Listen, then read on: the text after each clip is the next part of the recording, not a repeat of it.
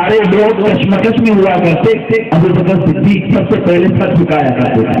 یہ فرق محبت، رسول اللہ سے سب سے زیادہ محبت کرنے والوں کے ناموں میں کوئی نام ہو تو ابو بکر صدیق کا ہے۔ یہ مسلم بات ہے۔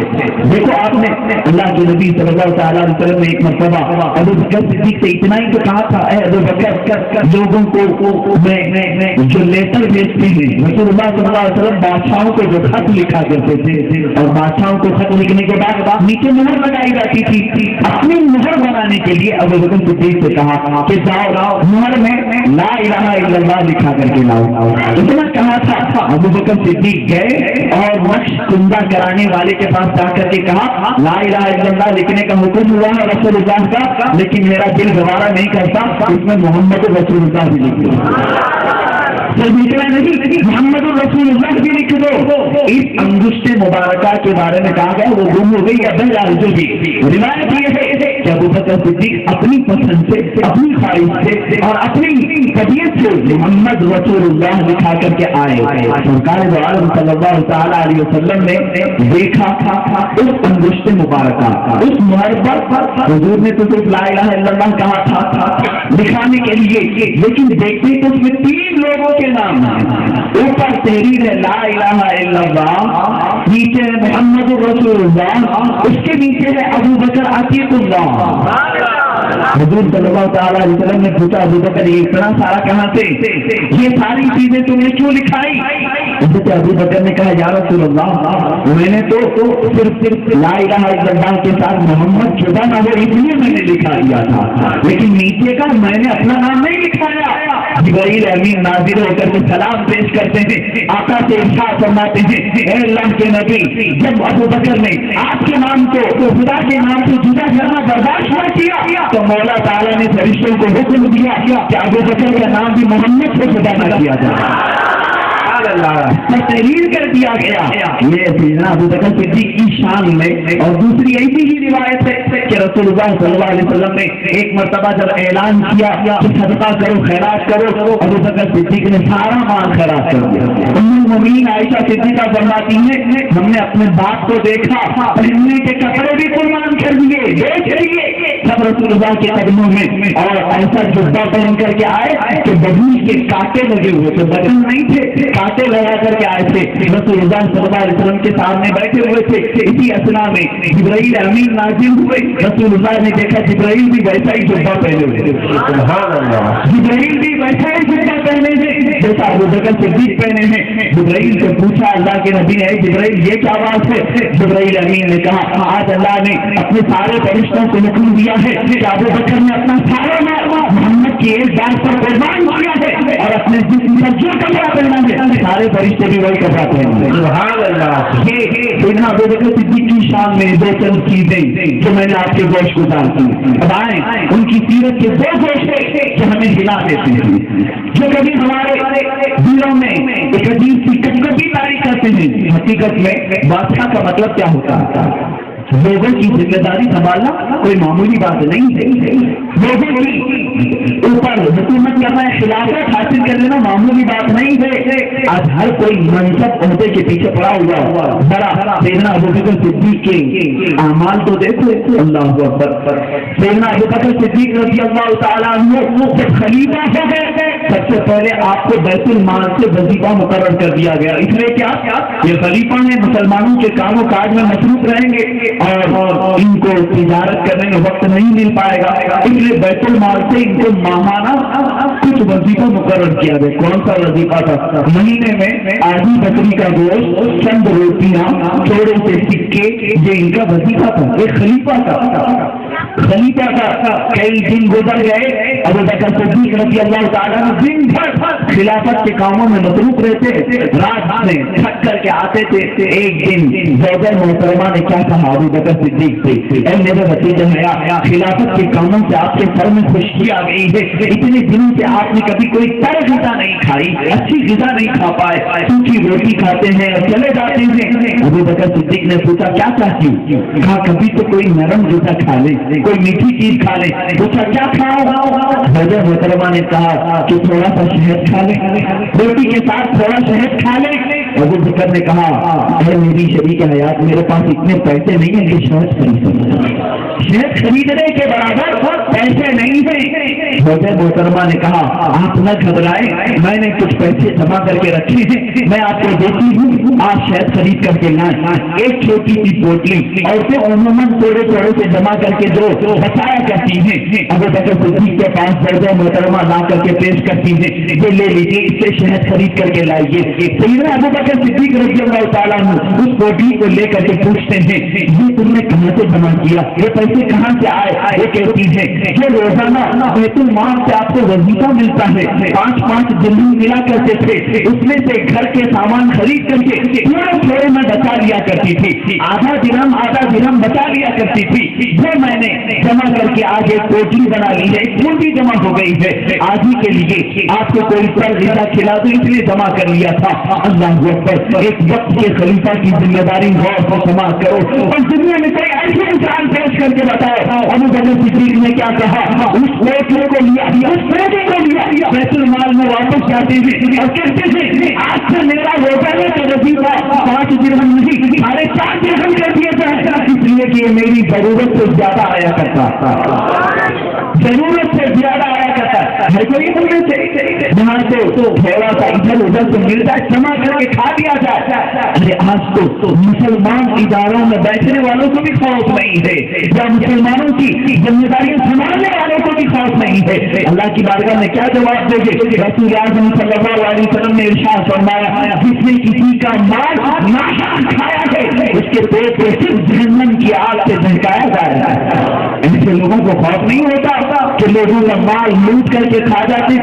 اللہ اکبر، سیدنا ابو بکر صدیق مسلمانوں کا مال نہیں جو ان کو وظیفہ ملتا تھا زیادہ ہے کہہ کر کے واپس جمایا کرتے تھے۔ آج ہمیں کسی کو بھی زیادہ نہیں لگتا بلکہ کم ہی لگتا ہے، حل من مزید، ہر ایک طرح اور کچھ زیادہ ہو جائے اور کچھ زیادہ ہو جائے، اپنی قوم میں سے یا کسی بھی قوم میں سے کسی ایسے کروڑ پتی کو لا کر کے دکھا دو تو یہ کیسا ہوگا، اب مجھے 10 ہے میں خاموش رہتا ہوں، کوئی بھی نہیں ملتا ہے، پھر وہ اپنی دوسری پراپرٹی کے چکر میں رہتا ہے۔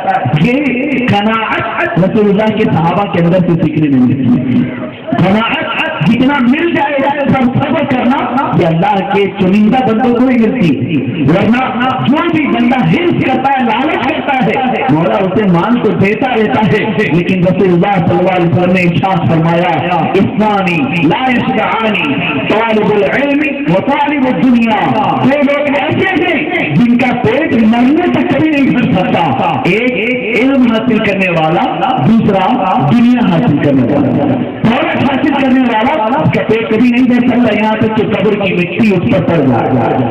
یہ صرف صحابہ کرام اور وہ بندے جنہوں نے قناعت اختیار کی جتنا ملا ہے مولا کا شکر ہے، یہ عادت ڈال دو کہ جس حالت میں بھی مولا نے تمہیں رکھا اس کا شکر کرو، شکر کرو۔ آپ نہیں جانتے ہمیشہ سے ایک فارمولے پر عمل کرو۔ ابو بکر صدیق رضی اللہ تعالیٰ عنہ بھی یہی فرمایا کرتے تھے کہ دین کے معاملات میں اپنے سے اچھا کو دیکھو اور دنیا کے معاملات میں اپنے سے کمتر لوگوں کو دیکھو، تمہارے دل میں خود بخود اللہ کا شکر آ جائے گا، خود بخود اللہ کا شکر کرنے کی توفیق مل جائے گی۔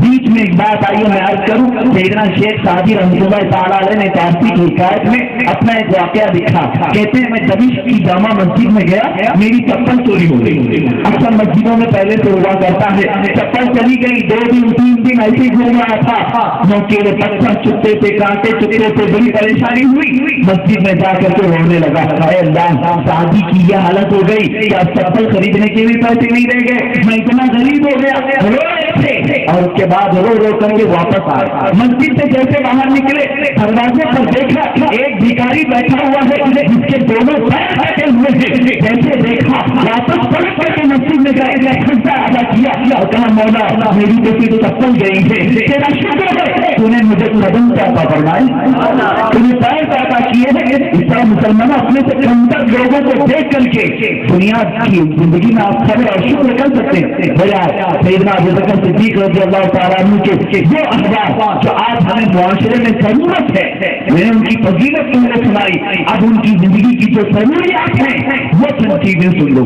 سب سے زیادہ 5 لوگ سیدنا ابو بکر صدیق کا یہ تھا کہ کسی غریب کو تڑپتا ہوا کبھی نہیں دیکھتے، کسی کو بھی تکلیف میں کبھی نہیں دیکھتے تھے، اس لیے کہ رسول اللہ کی صفت تھی عزیز علیہ ما عنتم۔ رسول اللہ کی صفت میں قرآن یہ کہتا ہے کہ یہ وہ رسول ہیں جن کو تمہارا کسی کا بھی تکلیف میں پڑنا بڑا برابر برداشت نہیں ہوتا۔ یہ چیز ابو بکر صدیق کی زندگی میں تھی۔ اگر کسی کے بارے میں معلوم ہوتا غریب ہے، کمزور ہے اور کہیں سے اس کو کوئی تکلیف ہے، بغیر کسی کو دکھائے اس کی خدمت کیا کرتے تھے۔ حضرت عمر فاروق رضی اللہ تعالیٰ عنہ سے بیان کرتے ہیں میں ہمیشہ نیکیاں کرنے میں ابو بکر صدیق کے ساتھ دوڑ لگاتا تھا، لیکن ہمیشہ ابو بکر صدیق آگے بڑھتے تھے، میں پیچھے رہ جاتا تھا۔ یہ عمر فاروق رضی اللہ تعالیٰ عنہ کا قول فرماتے ہیں مجھے اس بار خبر ملی کہ مدینے کے نواح میں گرد میں ایک بڑھیا رہتی ہے، بڑی کمزور ہے، بہت ہی ضعیف ہے، کوئی وارث نہیں ہے، کوئی رشتے دار نہیں ہے اور اس کا کھانا پکانا بڑی مصیبت میں مبتلا ہے۔ حضرت عمر سوچنے لگے نیکی کرنے کا اچھا وقت ہے، چلتے ہیں اس کے یہاں اور صبح سے لے کر شام تک یا دوپہر میں اس کے گھر کی کچھ صفائی کر دیں یا کچھ پکا کر کے آ جائیں۔ عمر فاروق یہ سوچ کر کے دوسرے دن اس بڑھیا کے گھر میں گئے تو دیکھا گھر پورا صاف رکھا ہے، پانی بھرا ہوا ہے، کچھ کھانا پکا ہوا ہے۔ جیسے عمر فاروق نے سوچا اس بڑھیا کا کوئی خادم ہے، کسی کا کوئی خادم۔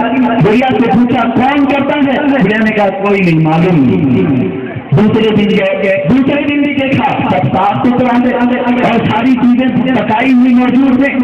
تو عمر کو بڑا تعجب ہوا، یہ ایسے علاقے میں رہتی ہے، کوئی جانتا نہیں، اس کی کون خدمت کرتا ہے؟ صبح کی نماز سے پہلے تاک لگا کر کے بیٹھتے تھے۔ عمر فاروق فرماتے ہیں جب میں نے دیکھا اذان ہونے سے پہلے ایک بوڑھا آدمی کمبل اوڑھ کر کے آیا ہے، بڑھیا کے گھر میں داخل ہوا، کچرا زیادہ ہے، پانی بھر رہا ہے اور بڑھیا کی ساری چیزیں سنبھال کر کے رکھا اور پھر اسی طرح کمبل اوڑھ کر کے باہر جا رہا تھا۔ میں نے جیسے ہی اس کو پکڑا کمبل اتارا، قسم خدا کی ابو بکر صدیق ہے۔ اللہ اکبر۔ حضرت عمر فرماتے ہیں میں نے ہر مقام پر کوشش کیا کہ نیکی میں آگے بڑھ جاؤں، لیکن اس سے کہیں زیادہ پہلے ابو بکر صدیق پہنچ گیا ہے۔ سبحان اللہ۔ ہاتھ ان کا ایک وقت تھا سیدنا ابو بکر صدیق کا، اور اسی طرح عمر فاروق فرماتے ہیں کہ جب رسول اللہ صلی اللہ علیہ وسلم کے بعد لوگوں نے یہ بات پھیلی کہ اب کس کو خلیفہ بنایا جائے، کس کو اپنا امیر بنایا جائے، کتنی پیاری بات عمر فاروق نے فرمائی۔ فرماتے ہیں کہ رسول اللہ صلی اللہ علیہ وسلم نے اپنے زمانے میں ظاہری زندگی میں مسجد میں کسی کو نماز پڑھانے کے لیے بنایا تھا یا نہیں، امام بنایا تھا؟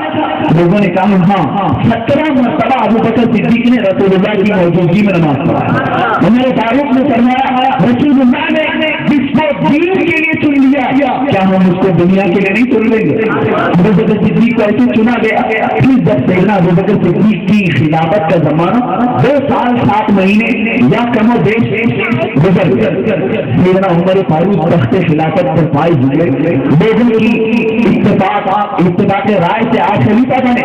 اعلان سب سے پہلے عمر فاروق نے کیا کیا؟ ارشاد فرماتے ہیں لوگوں میں چاہتا ہوں کہ محمد رسول اللہ صلی اللہ علیہ وسلم جو کرتے تھے اور ابو بکر صدیق جو کرتے تھے میں بھی وہی کرنا چاہتا ہوں، سارے اعمال ان کے منہ بہو میں کرنا چاہتا ہوں، اور اگر تم میں سے کوئی ایسا عمل جانتا ہو جو ابو بکر کرتے تھے اور میں نہیں کرتا ہوں تو مجھے بتا دو، میں کرنے لگوں گا۔ سیدنا سلمان فارسی رضی اللہ تعالیٰ عنہ صحابی کھڑے ہوئے عرض کرتے ہیں اے عمر ہم دیکھتے تھے ابو بکر صدیق روزانہ دوپہر کے وقت میں ایک توشہ لے کر کے جنگل کی طرف جاتے تھے اور پتہ نہیں کس کو کھلا کر کے واپس آ جاتے تھے، لیکن جب سے آپ خلیفہ بنے یہ کام آپ نہیں کر دیا۔ عمر فاروق نے کہا انشاءاللہ العزیز کل سے میں بھی یہ کام کروں گا، ابو بکر کا کام تھا میں بھی کروں گا، پتہ نہیں کس کو کھلاتے تھے۔ عمر فاروق کہتے ہیں میں نے توشے دان میں چند روٹیاں رکھی اور سالن رکھا اور لے کر کے نکل پڑا، اسی راستے پر جس راستے پر ابو بکر جایا کرتے تھے وہاں پہنچ کر کے تلاش کر رہا تھا کوئی غریب ہوگا، شاید کوئی فقیر ہوگا جس کو ابو بکر کھلاتے تھے۔ شام میں آ گئی، کوئی نظر نہیں آ رہا ہے، ادھر ادھر تلاشتے ہوئے واپسی کا ارادہ کر رہے تھے، دیکھا ایک پہاڑ کے نیچے ایک چھوٹا سا غار ہے، اس میں سے ذکر کی آوازیں آ رہی تھی، اللہ کا کوئی کوئی ذکر کر رہا ہے. سیدنا عمر فاروق آگے بڑھتے چلے گئے, غار کے قریب پہنچ کر کے دیکھا, اللہ اکبر, ان کی آنکھیں چکا چوند رہ گئی. ایک ایسا آدمی بیٹھا ہوا ہے جو پیروں سے بھی معذور ہے, ہاتھوں سے بھی معذور ہے, اور اس کی آنکھیں بھی نہیں ہے, نابینا ہے, لنگڑا لولا, ہر طرح سے معذور آدمی بیٹھا ہوا. اس کو دیکھ کر کے سمجھ گئے یقیناً ابو بکر صدیق یہیں آتے ہوں گے, کسی کو کھلاتے رہے ہوں گے. عمر فاروق چپکے سے آ کر کے بیٹھ جاتے ہیں اور بیٹھ کر کے پیشادان کھولتے ہیں, اس لیے کہ اس اندھے آدمی کو معلوم نہ پڑے کہ کون کھلا رہا ہے. روٹیاں کھول کر کے سالن میں ڈبو کر کے اس اندھے آدمی کے منہ میں ڈالتے ہیں. جیسے ہی روٹی کا لقمہ پہنچا وہ چیخ کر کے پوچھنے لگا, اے آنے والے بتا تو صحیح کہ ابو بکر صدیق کا انتظام ہے. عمر فاروق کی آنکھوں میں آنسو آ گئے. پوچھا ہے نابینا تجھے کیسے پتا ہے کہ آنے والا ابو بکر نہیں کوئی ہے؟ اس اندھے نے کہا اس لیے کہ ابو بکر کو معلوم تھا جب وہ آتے تھے میرے منہ میں دانت نہیں ہے, اپنے منہ سے پتا کر کے میرے منہ میں ڈالتے تھے, اور آج میں نے تم کو دیکھا ہے تم پوری روٹی میرے منہ میں ڈال رہے ہو, اس لیے سمجھ گیا شاید دنیا سے ابو بکر جیسا خلیفہ اٹھ گیا. میرے عزیز ساتھیوں, لاکھ جھوٹ کر کے میں چیلنج کرتا ہوں, کوئی خلافت پر فائز ہونے والا ایسا آدمی اللہ اکبر جو جنگل میں بیٹھے ہوئے ایک معذور کی بھی خبر رکھتا ہوں, جو جنگل میں بیٹھے ہوئے ایک نابینا کے منہ میں لقمہ ڈالتا ہوں, جو فقط اسلام کے چلنے والے رسول اللہ کے ان شاگردوں کی شان ہے جس میں ابو بکر اور عمر جیسے خلیفہ موجود ہیں. مسلمانوں, یہ چیز ہمارے سیکھنے کے لیے ہے. رسول اللہ صلی اللہ علیہ وسلم نے سیدنا ابو بکر صدیق کو 24 درس دیا تھا, قناعت کا درس اور دوسروں پر قربان ہونے کا درس. سیدنا ابو بکر صدیق کا درس سب سے زیادہ تھا. آج ہمارا یہ حال ہے, دیکھو ذرا اپنے معاشرے کی حالتوں کو تو دیکھو. آج میں یہ نہیں کہتا کہ ہم نے سب غریب ہیں, لیکن کچھ تو ہوں گے جو ایک وقت کا کھا کر کے دوسرے وقت کا انتظار کر رہے ہوں گے. کچھ تو ایسے ہوں گے جہاں اگر میں صحیح مشاہدے کے طور پر بتا سکتا ہوں, جاؤ افریقہ کی سرزمین پر یہ فقیر من لے کر کے آیا ہے, دیکھا ہے چند دو بچے جو کسی ایک آنے والے کا انتظار کرتے کرتے اس وقت آتے ہیں. کچھ ایسے بچے ہیں جن کی ماؤں کے سینے سے دودھ ختم ہو گیا اور بچہ آکر تو دیکھا گیا ہے کوئی بیل یا کوئی جانور باہر کرتا ہے, اس میں سے دانے چن کر کے نکالا جاتے ہیں. غربت کا یہ عالم آج بھی دنیا میں موجود ہے, لیکن تمہیں کبھی احساس ہوتا ہے جب تم نرم غذائیں کھا کر کے سوتے ہو, جب تم اچھی غذائیں کھا کر کے لمبی دکھائی دیتے ہو, تمہیں کبھی اپنے پڑوس کا خیال ہوتا ہے کہ شاید میرے پڑوس میں کوئی مسلم ہوگا؟ رسول اللہ صلی اللہ علیہ وسلم نے جن صحابہ کو اور جس ملت کو جمع کیا تھا وہ ملت کھا کر کے چھوڑنے والی نہیں ہے. اللہ اکبر, پوری دنیا میں ملت اسلامیہ کی یہ علامت تھی کہ ملت اسلامیہ کا ایک فرد خود بھوکا رہ سکتا ہے, دوسرے کی بھوک کو نہیں دیکھ سکتا. لیکن آج یہ پوزیشن ہے ہمارے کہ پڑوس میں کوئی کس کیفیت میں ہمیں پتہ نہیں ہے, ہم اپنا پیٹ بھر کر کے سو رہے ہیں. خبردار, حدیث مبارکہ سناتا ہوں, صحیح حدیث ہے بخاری شریف میں, مسلم شریف میں. اللہ کے نبی صلی اللہ علیہ وسلم ارشاد فرماتے ہیں, لا یؤمن احدکم, تم میں سے کوئی مومن نہیں ہو سکتا جبکہ تم پیٹ بھر کر کے کھا رہے ہو, تمہارا پڑوسی بھوکا سو رہا ہو, تمہارا کوئی پڑوسی بھوکا سو رہا ہو, تمہارا پیٹ بھرا ہوا, تم مومن نہیں ہو سکتے. ہمارے ایمان تمہارے اندر آیا ہی نہیں ہے. کیا تم نے ابو طلحہ انصاری کے بارے میں نہیں سنا؟ ان کے گھر میں ایک مرتبہ بکری کا گوشت بنا ہوا آیا تھا, لیکن رات کے وقت میں انہیں خود بھوک لگی ہے, پڑوس میں دے دیا. شاید وہ بھوکے ہیں ان کو دے دیا, پڑوس میں ایسے نہیں تھے کہ لے کر کے کھا لیں. انہوں نے سوچا میرا پڑوسی بھی بھوکا ہوگا, تیسرے کو دے دیا. تیسرا بھی ایسا نہیں تھا کہ کھا لے والے, وہ چوتھے کو دے دیا. حضرت ابو طلحہ انصاری فرماتے ہیں رات آدھی گزر گئی, وہ بکری کا بنا ہوا گوشت پورے مدینے کے گھروں میں گھومتا پھر پہلے صحابی کے گھر میں آ گیا. اس میں سے ہر صحابی ایسا تھا کہ دوسرے پر قربان کرتا, دوسرے کے لیے نثار کرتا. آج دوسروں کے سلسلے میں تو دور کی بات ہے, کیا آپ مسجدوں میں نہیں جاتے, اپنی عبادت گاہوں میں نہیں جاتے؟ ارے اے مسلمانوں تم تو اللہ کی طرف سے بھیجے گئے ایسی قوم میں ہو کہ اللہ نے تمہیں ہر طرح سے آج نوازا ہے. کیا دولت کی کمی ہے؟ کیا تم بھوکے مر رہے ہو؟ کیا تمہارے بچے اچھی اچھی اسکولوں میں نہیں پڑھتے ہیں؟ ساری چیزیں تو تمہیں پروردگار نے عطا کی ہیں. خاص طور پر ان مالداروں سے میں کہتا ہوں کہ تم اپنے مال و دولت کے سکے یا بڑی بڑی گڈیاں اپنے جیب میں اس وقت رکھ کر کے لے جاتے ہو جب تمہیں کسی ہوٹل بازی کرنا ہو, کسی سینما بازی کرنا ہو, کسی جگہ قمار بازی شراب نوشی کرنا ہو, یا کہیں پر حسن و جواہرات کے انداز لگانے ہو, یا عیاشی کے اڈے میں خرچ کرنا ہو, جیب بھرا ہوا رہے گا اور ہر طرح سے سکے جمع ہوں گے.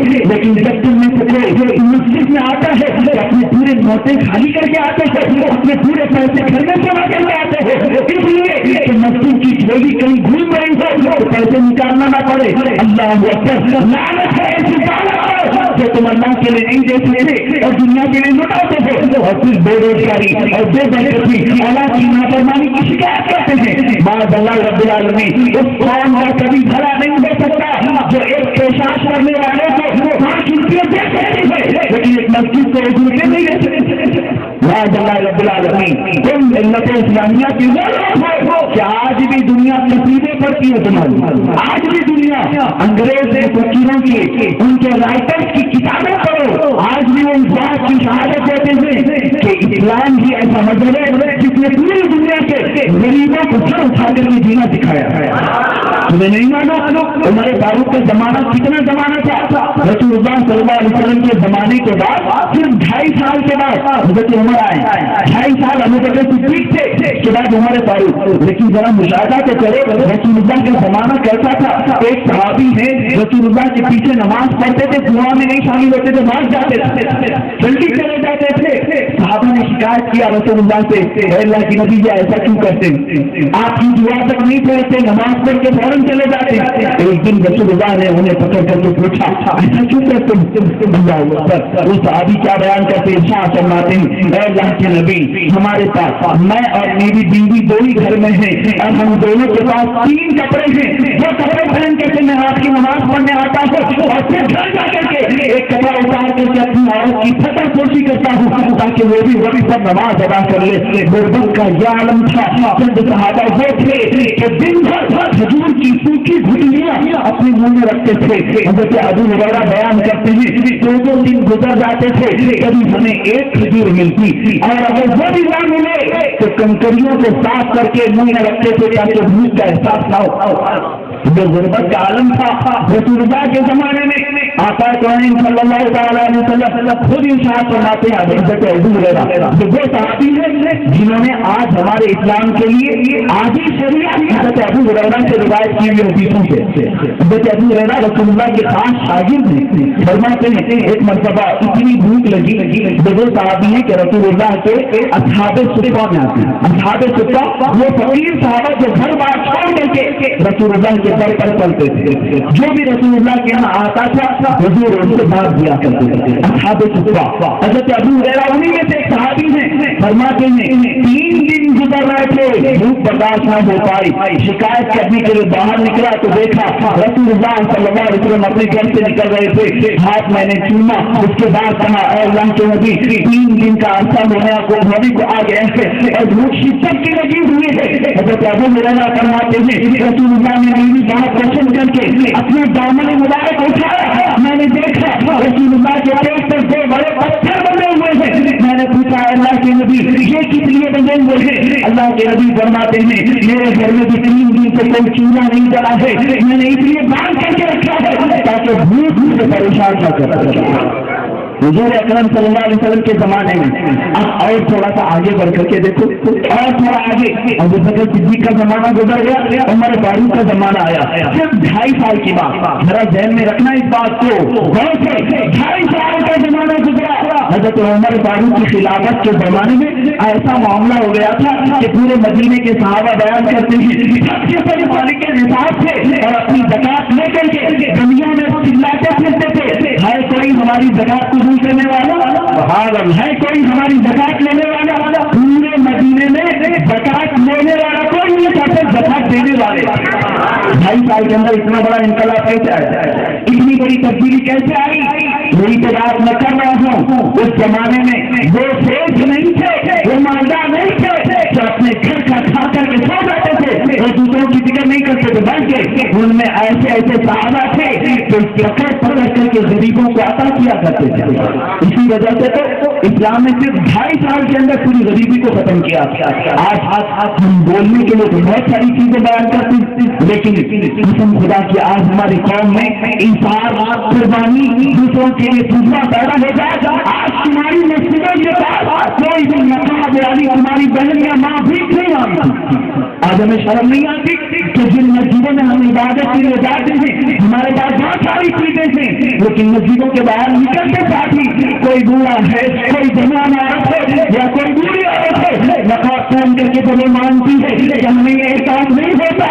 اللہ کی پناہ, اللہ کی پناہ مولا کا کہ اس آیت کی جگہ کہیں مولا نے میری ماں کو کھڑا کر دیا ہوتا, کیا ہوتا؟ کوئی ہماری بہن کھڑی ہوتی. یہ غیرت اس وقت آئے گی جب ہر ایک کو آپ بھائی اور بہن تصور کر کے دیکھیں. مسلمانوں, میں تمہیں دعوت دیتا ہوں اور اہل سربت سے میں کہتا ہوں, انتظار کرتا ہوں ایسی جگہوں پر دوسری قوم والے جو ابھی اٹھے ہوئے, ان کی کوئی تاریخ نہیں, ان کے پاس کوئی کتاب نہیں, چند لوگ جمع ہو گئے اور ان کا یہ منشا, یہ دستور ہے کہ وہ علل اعلان کہتے ہیں ہماری جماعت میں تو کوئی بھی بھیک مانگنے والا نہیں ہوگا. بہت ساری ایسی قومیں ہیں, بہت سارے ایسے مذہب ہیں جو اعلان کرتے ہیں ہماری جماعت میں بھیک مانگنے والا کوئی نہیں ہوگا. اور آپ کیا اعلان کرتے ہیں؟ میں یہاں سے ممبر سے خیرات کرنے کی ترغیب آپ کو دلاتا ہوں اور خود بھی انشاءاللہ کرنے کی کوشش بھی کرتا ہوں, لیکن آپ کی یہ ذمہ داری بنتی ہے کہ جب کبھی ہماری قوم کا کوئی غریب ہو تو اس کو اٹھاؤ, تاکہ اس کی بدنامی اور اس کی ذلت کہیں یہ نہ سمجھو کہ ایک عورت اور ایک مرد کی ذلت ہے, بلکہ ملت اسلامیہ کی ذلت ہے. پورے مسلمانوں کے لیے سیدنا ابو بکر صدیق کی خلافت کے 2 ایام یاد کرنے کے بعد کبھی کبھار جس میں لرزہ طاری ہوتا ہے. آج پوری لوگوں کے حالات ہم دیکھتے ہیں, سیاست میں یا حکومت میں یا عہدوں کے چکر میں جو مسلمان جاتے ہیں, یہاں بیٹھے ہوئے بیچارے مسلمان ہر کوئی امید لگا کر کے رکھتے ہیں, ہر کوئی توقع لگا کر کے رکھتے ہیں اب یہ جا رہے ہیں اور جا کر کے ہماری مدد کریں گے. کہاں سے مدد کریں گے؟ ان کا پیٹ نہیں کر پا رہا ہے, دوسروں کی کہاں سوچیں گے؟ قسم خدا کی ایسا آدمی مسلمان نہیں ہوگا, ایمان رسول اللہ پر نہیں رکھتا ہوگا جو غریب مسلمانوں کی فکر نہ کر کے اپنا پیٹ پال رہا ہوگا. جو لوگ بھی طاقت والے ہیں, ہمت والے ہیں, یا حکومت میں ہو یا سیاست میں ہو, وہ سب کے لیے اس فقیر کی یہ دعوت ہے کہ اگر تمہارے چند سکے غریبوں کی نیند میں سکون لا سکتے ہیں تو یہ تمہارا عیاشی میں زندگی گزارنے سے کئی زیادہ بہتر ہے, کئی زیادہ بہتر ہے. اللہ کے نبی صلی اللہ تعالی علیہ وسلم نے کیا تمہیں یہ ملک نہیں سنایا جس میں کسی ایک غریب کو ایک لقمہ کھلایا؟ اللہ رب العزت اسے حوض کوثر سے میرے ہاتھ سے پانی پلایا. اللہ نے اعلان کیا میری امت میں کسی غریب کو تم ایک لقمہ کھلاؤ اور حوض کوثر سے میرے ہاتھوں سے پانی پیو. لیکن یہ ساری چیزیں اپنی جگہ پر رہ جاتی. آج سیدنا ابو بکر صدیق کی سیرت میں زیادہ دیر تک گفتگو نہ کر سکا, لیکن یہ بات بھی مسلم ہے کہ کیا کیا چیزیں بیان کروں سیدنا ابو بکر صدیق. بس اتنا سمجھ لو کہ سخاوت ہو, علم ہو, حلم ہو, حکومت ہو, خلافت ہو, قیادت ہو, قربانی ہو, یا جذبہ ہو, یا انسان ہو, یا مہربانی ہو, یا رحم ہو, یا کرم ہو, یہ ساری چیزیں ملا کر کے کوئی شخصیت ہوتی ہے تو ابو بکر صدیق کی شخصیت. اللہ رب العزت سیدنا ابو بکر صدیق کے صدقے میں ہم سب کو صداقت عطا فرمائے. دوسری ایک خاص صفت مختصر سے عرصے میں عرض کر کے چلا جاؤں, آج کی اس پوزیشن کو دیکھ کر کے صداقت ہمارا توفیق کو حق بولنے کی توفیق نہیں ہوتی. اللہ تعالیٰ سب کو ہدایت عطا فرمائے, حق بولنے کی عادت ڈالو. ابو بکر صدیق جو خلیفہ تھے کہ بڑے مجمع میں بھی علل اعلان حق کا اعلان کرتے تھے, حق بات مانتے تھے, بولتے تھے. ایک مرتبہ 50,000 یہودیوں کا اجتماع تھا. 50,000 یہودی, ان کا ایک بڑا عالم اسٹیج پر کھڑے ہو کر کے گستاخیاں کر رہا تھا. کیا کہہ رہا تھا؟ دیکھو قرآن میں مسلمانوں کا خدا کیسا کہہ رہا ہے کہ مسلمانوں سے قرض مانگنا ہے.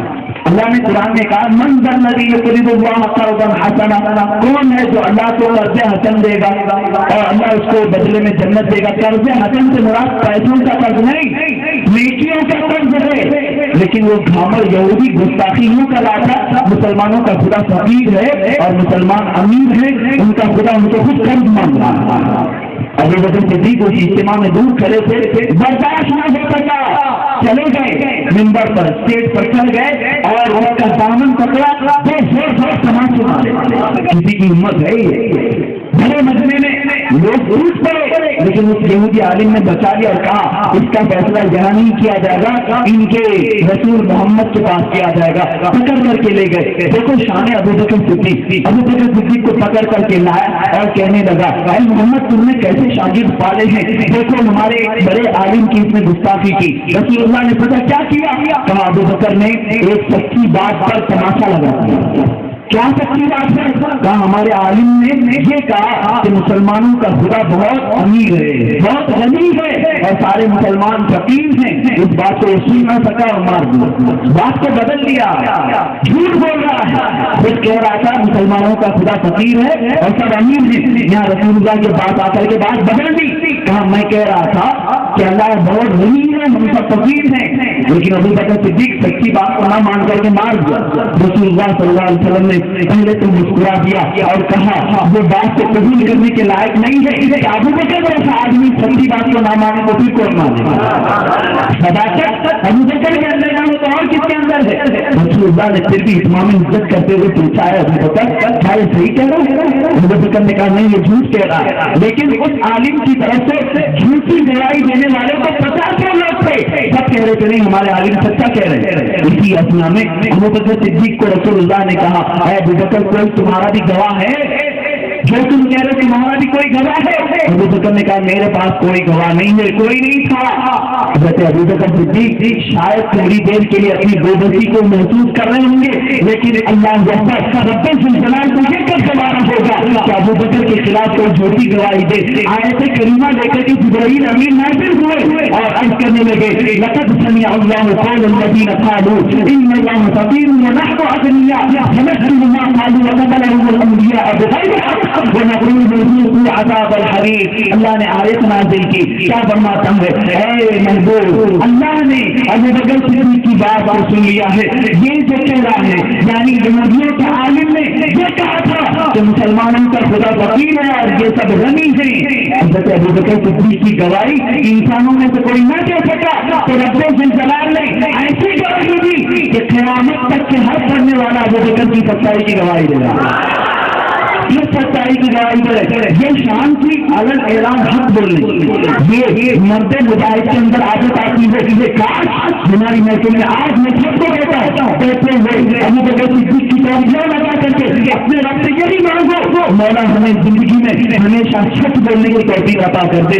اور علن اعلان حق کہنے کی توفیق عطا کر، اور اگر کوئی حق بات بیان کر رہا ہے اس کو مت جھٹلاؤ۔ آج یہی دیکھا جا رہا ہے اگر کوئی سچی بات بتا دی جائے بہت سارے لوگوں کو کڑوی لگتی ہے، بہت سارے لوگوں کو ناپسند ہوتی ہے، چاہے ناپسند ہو ہمارا کچھ نہیں بگڑتا، لیکن قسم خدا کی اگر ایک عالم منبر رسول سے طبیعتوں کا خیال کر کے امیروں کی طبیعتوں کا خیال کر کے بولنے لگے گا تو شریعت کا نظام برہم برہم ہو جائے گا۔ آج دیکھا جا رہا ہے اللہ مجھے بھی توفیق دے اور اس منبر رسول کی مولا حفاظت کرے، قیامت تک ان سے بولنے والا سچائی بولے اور سچائی کو قبول کرنے والا ہو۔ اللہ میری پوری قوم کو ابو بکر صدیق کی صداقت عطا فرمائے۔ ہم علینا ان البلاغ المبین۔ نعرہ تکبیر، نعرہ رسالت۔